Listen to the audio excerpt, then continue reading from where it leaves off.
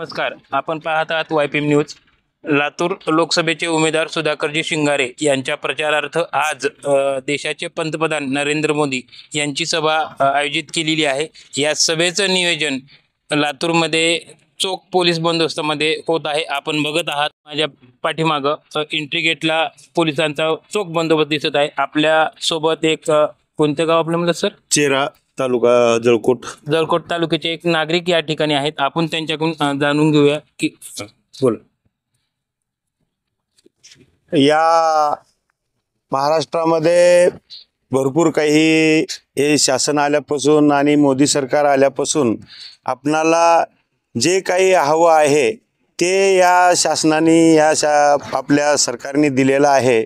तरी आपण या सगळ्यांनी आपण या गोष्टीचा विचार करायचा की आपल्या पिढ्यानं पिढीपासून जे आपली पिढी जे वेस्ट गेली 2-3 पिढ्या ते काँग्रेस शासनानं काहीच करू शकलं नाही आजपर्यंत।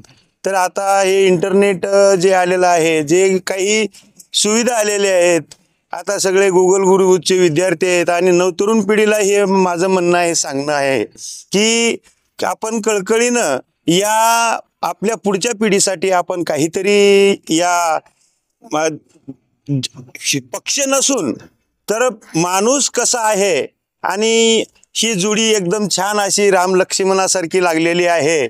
आणि या काळामध्ये योगी आणि मोदी या सरकारने भरपूर काही आपणाला पुढल्या पिढीसाठी आणि नवतरुण वर्गासाठी आपण या कार्यक्रमामध्ये आणि कुठल्या बी इथून आता आपण सुशिक्षित व्हायला पाहिजे। हे काळ बदललेला आहे आणि इथून एक बार नाही बार बार आम्हाला हेच सरकार पाहिजे। आणि इथून पुढे जर आमचं तर टार्गेट 47 पर्यंत आहे। आम्ही जोपर्यंत आमचं जीवमान आहे तोपर्यंत श्वासामध्ये श्वास आहे तोपर्यंत आम्ही या कार्यक्रमामध्ये राहू। आणि साहेबासाठी योगी साहेबासाठी आम्हाला परमेश्वरा श्रीराम प्रभूची स्थापना झाली अयोध्येमध्ये, भव्य असं दिव्य असं 5.5 वर्षानंतर श्रीरामाचं स्थापना झाली अयोध्यामध्ये।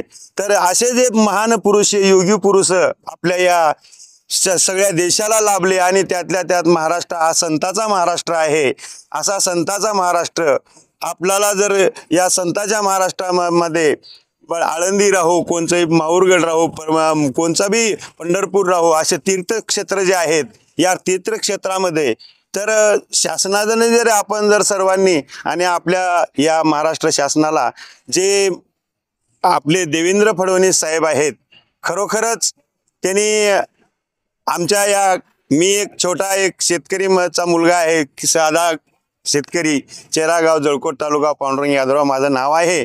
तरी या सर्व नेत्यांनी की आपण आम्हाला या संताच्या ठिकाणी जे घाण आहे, आळंदी सारख्या ठिकाणी ज्ञानबा माऊलीच्या ठिकाणी जे आळंदीचे जे घाण आहे ती या शासनाने प्रशासनाने आपण सर्व पूर्ण लक्ष द्यावं। हे संताची भूमी आहे असं सर्वांनी आपण आता 7 तारखेला मतदान आलेलं आहे तरी आपण सर्वांनी एक बार नाही बार बार 1000 बार असं हे मोदी सरकारचं आमचं म्हणणं आहे की त्यांनी आपले योगी आणि मोदी हे आपणाला आपल्या देशांना श्रीरामाचे भक्त आहेत आणि आपल्या देशांना खरोखरच लाभलेला आहे।